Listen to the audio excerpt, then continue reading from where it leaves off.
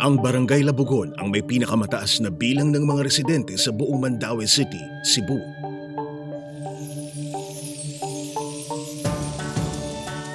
Bilang isang coastal barangay, bukod sa pangingisda, may isa pang ikinabubuhay ng mga taga rito.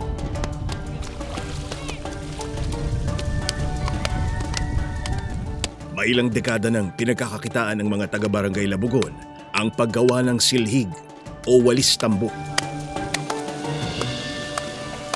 Humigit kumulang 40 katao araw-araw ang nagbabanat ng buto rito. Dumarayo pa mula sa mga karatig na barangay.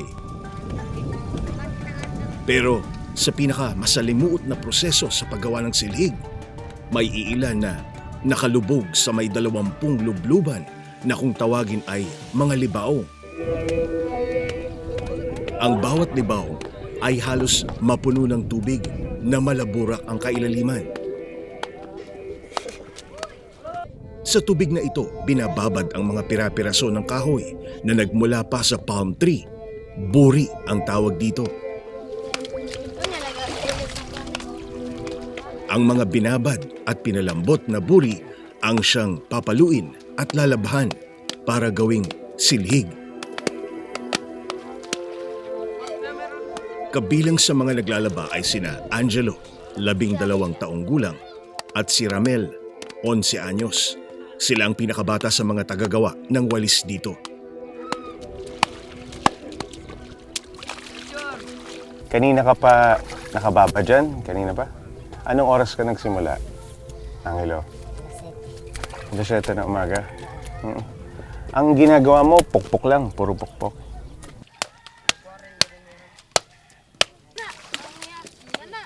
Ilang taon mo nang ginagawa to, Ramel? 3 years na, yung pagpalo. Sino nagturo sa'yo gawin? Yung papa. Yung papa. Ang pinakamatanda naman ay si Nanay Narcisa, 76 na taong gulang. Ilang oras ka dito tumatagal?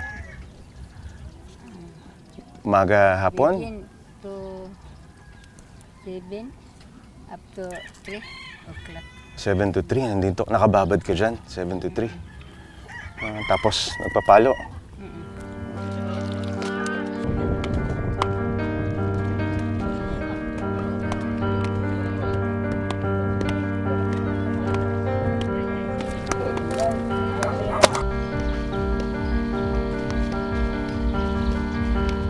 Halos iisang hulma ang takbo ng buhay ng mga nagtatrabaho sa paggawa ng silhig. Lahat sila minana na lamang sa kanilang mga magulang ang hanap buhay na ito.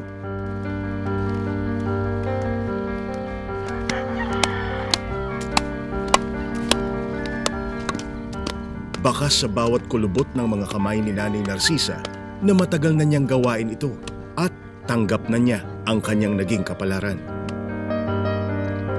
Pero sina Angelo at Ramel, sinisikap na makaahon sa burak ng kahirapan.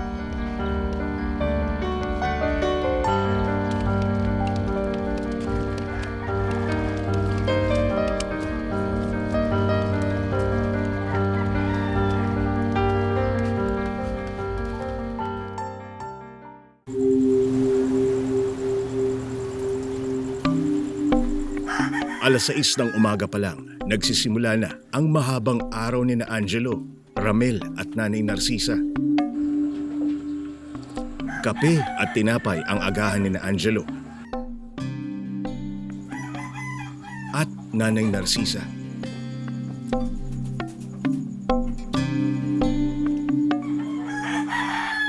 Si Ramel naman, kontento na muna sa mainit na gatas. Bago lisanin ni Angelo ang kanilang bahay para magbanat ng buto sa Barangay Labugon, kailangan na niya munang mag-igib ng tubig. Nag-igib ako ng tubig. Palagi na araw-araw, igib. Pag wala na doon, wala na trabaho doon, punta naman dito. Lalaba na. Hirap maglakad si Angelo dahil sa naging forma ng kanyang mga paa simula pagkasilang. Dati, sumakad ako doon. Kaya sabi nila, ilagayan nila yung paa ko. Yung bago siyang silang, 2 linggo, dito na siya sa akin. Ako yung nagpa-lidi sa kanya. Kasi yung magulang niya, hindi na siya sipot. Si Ramel ang pinakabata sa paggawaan ng silhig sa Labugon. Grade 6 na ito at pang-5 sa 8 magkakapatid. Higit 2 taon na siyang nagbabanat ng buto rito. Si Papa mo nagpapalo din. Saan kayo kumukuha ng pera, pambili ng mga pagkain, pambili ng dito rin? Wala siyang ibang trabaho.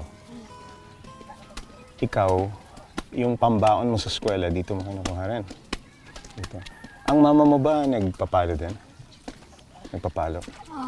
Nagpapalo din siya. Yung maghapon ka dito, anong pakiramdam pagka nagpalo ka mula umaga hanggang hapon? Anong pakiramdam? Sakit. Si Ramel ang kaisa-isang anak ng mag-asawang sina Josephine at Romil na nagtatrabaho sa pagawaan. Bata pa kasi ang iba pa nitong mga kapatid. Okay lang sa'yo na nagtatrabaho si Ranel dito, si Ramel. Ako okay lang kasi dito na kami na yung lolo ko, yung mama ko, pati ang mga apo niya. Dito nagtrabaho. Dito namatay yung lolo ko, dito lumaki ang mama ko. Dito nakasalalay ang pinambubuhay ni Romil sa kanilang pamilya. Pero may naiwan itong malalim na sugat sa kanila. Taong 2011 nang bawian ng buhay ang panganay na kapatid ni Ramel na si Ronel noong ito ay 11 anyos pa lamang habang naglalaba sa Libaong. Si Ronel, may diferensya dun sa kasing-kasing. Sa puso? Sa puso. Umaga, nagsalo kami sa pagkain. Sabi niya nga pa, yung dibdib ko, sakit ko. Hinto ka na lang sa pagtrabaho. Pagbalik niya sa trabaho, Dito mismo dyan. to? Sa mga kasama ko, Romel, yung anak mo. Tumumba sa sa tubig. Pag tingin ko, hindi ako nakatayo eh. Hindi ako nakakuha na, parang nasiyaka ko sa yung kasama ko, Kuha. buhat sa anak ko. Dinala namin sa barangay hall. Alam namin tulong ng ambulansya. Kasi walang ambulansya. Wala daw karsulin ng ambulansya. Mga 1 oras bago kami Alis. sa pero pag doon sa tiningnan otro sa midwife, kanina mayroon pulso, pero wala na. Wala na. Okay lang ba sa'yo yun na kinamatayan nga ng panganay mo? Ako walang problema sa akin. Basta pag ko sa niya, hinto na sa pagtrabaho, ngayon lang, anong oras, hihinto ko. Bukas naman. O gusto kang magtrabaho, parang pag mainit na, pahihintuin. Pero gaano man kainit ang sikat ng araw, titiisin ng mga taong nangangailangan.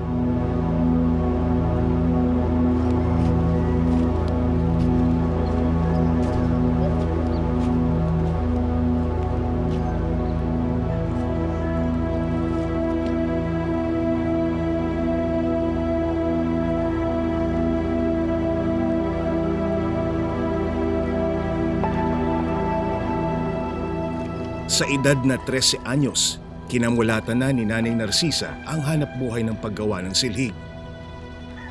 Walang palya si Nanay sa paglusong sa mga libaong para maglaba ng lanot. Akong mama, lang nagnegosyoan eh. Niya, pag ilan na kong 13, iton almin niya ini. Gaya ng kanyang ina, mula rin sa silhig ang pinampaaral niya sa kanyang mga anak. Ako rin isunod sa buhat ni mama. Dayon, nagpa-eskwela ko sa akong anak. Commerce accounting ang kuha, Yobi. Ang kaduha, kapitan sa barko. Ang gato, computer. 6 na dekada nang nakalubog si Nanay Narcisa sa ganitong hanap buhay. Gusto man daw siyang pahintuin ng mga anak sa paglalaba. Si Aling Narcisa na mismo ang tumatanggi. Kay kada sawag atong akong anak sa iyo mawa kay plano. Wag kay plano ma. Bakasyon ko. Asa man ko bakasyon eh. Isaliti. Ko, anya di man ko tagaliti. Tiga Cebu man ko. Yung akong trabaho dumiyaan. Kaya manugon ta kay namang tay kwarta ging mahimo. Sa kanyang edad na mahigit 70, wala raw itong planong huminto mula sa nakasanayan ng trabaho. Hanggat may hanap buhay na silhig, hindi sila titigil. Tuloy ang pagbabanat ng buto.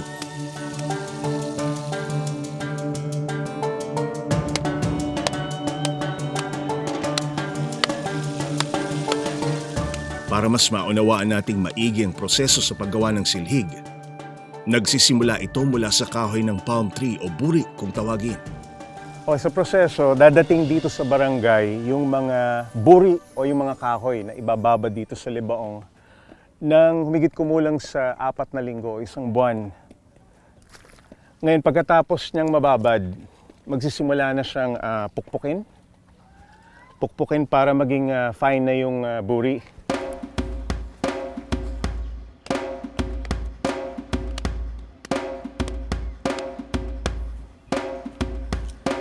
Matapos siyang pukpukin at pag ganito na siya malinis, ang gagawin ay patutuyuin naman ito, ibibilad sa araw ng maghapon. O depende sa sikat ng araw, minsan mahigit sa 1 araw. Ngayon, pag tuyo na siya, dadali na siya doon para karasin.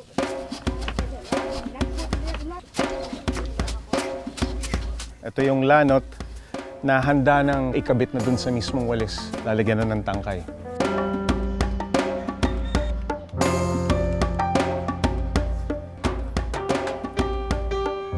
Matapos karasin itong lanot, itatahi na ito sa mismong tangkay ng walis. At kapag napinturahan na siya, ayan na, may kulay na. Ito na yung mismong produkto.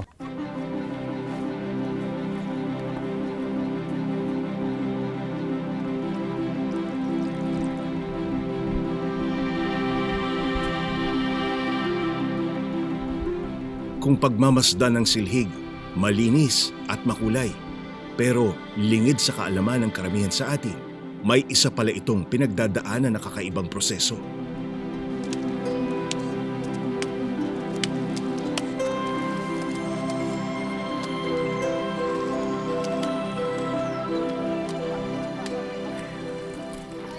Mula dito sa kinatatayuan ko, yung amoy ng tubig mula sa mga libaong talagang masangsang.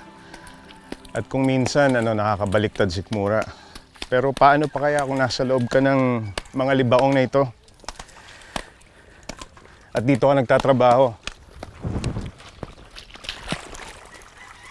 Yun, sinasabi ko. Lalim Okay. Malambot. Parang malalim dito So yung itsura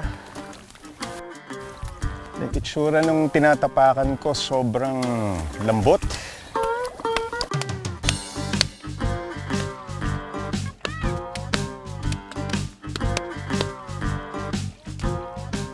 Itong mga libaong hindi mo alam kung gaano kalalim, gaano kababaw, pero paglusong ko, hanggang dito ko Tapos parang lulubog ka pa, so umahon ako ulit. Ang tansya ko dito, mga 8 to 10 feet ang lalim dahil malambot na yung pinakababa. Pag hindi mo alam yung tatapakan mo, pwede kang mawala bigla. O Angelo, anong ginagawa mo? So naglalaba ka, di ba? Oo. Paano ba yan? Mahirap ba yan? Pwede mo subukan. Pwede subukan? O paano? Ito na. Teka, lalapit ako. Papanuin mo lang. So kukunin nyo itong kahoy na may putik. Tapos suhugasan. O. O paano? Yan. Paano pumalo? Ganun.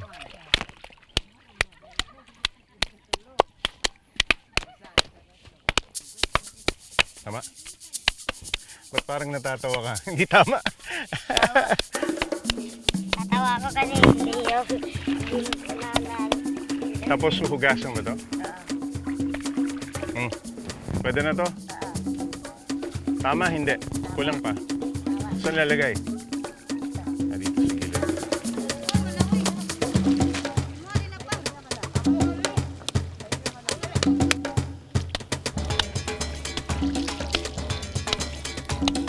Pwede? Ha? Pwede na to? Malinis na. Ito. Okay na yan. Okay lang yung benji. Yan. Sa umaga, syempre nandun yung araw. So yung buong likuran mo nakababad sa ilalim ng initan. Kung ilang oras, syempre masakit na yun sa batok, sa likod. Pero kung halimbawa umaga hanggang hapon nakababad ka dito, baka hindi mo rin kayanin yung init ng araw.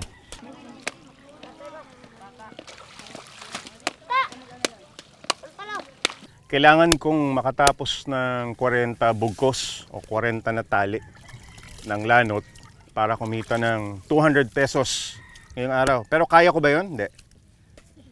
Kaya o hindi? Kaya. Kaya? Tirada. Tirada. Tuwing high tide, napupuno ng tubig ang hukay na ito. Subalit ang mga katabing libaong na ginagamit ni na Angelo, Ramel at Nanay Narcisa, bihirang nadadaluyan ng tubig kapag high tide. Kaya ang mga tubig dito, hindi na napapalitan sa loob ng 2 dekada.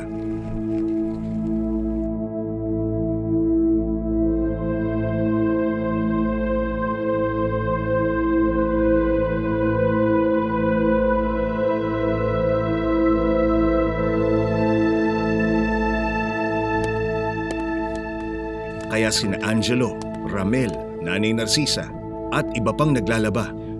Namumuti na ang mga kamay at paa sa sobrang pagkababad. Si nanay, naipakita mo nga yung kamay mo. Ayan, babad yan, ilang oras na yan. Kung alas 7, o di ilang oras na to. Mahigit. Mag-6 na oras na, no? Pero namumuti, Ako ano sa kuan. Ha? Hindi makate? Banhod ba banhod? Mm. Naagi. Ayun, namumuti ni. Murag sabi Hindi. ni say papas mo sa mga ugat. Pasma. Pero hindi basta kumulubot lang dahil maputi, Di ba? Siguro yung dumi ng tubig. Madumi yung tubig. Oo.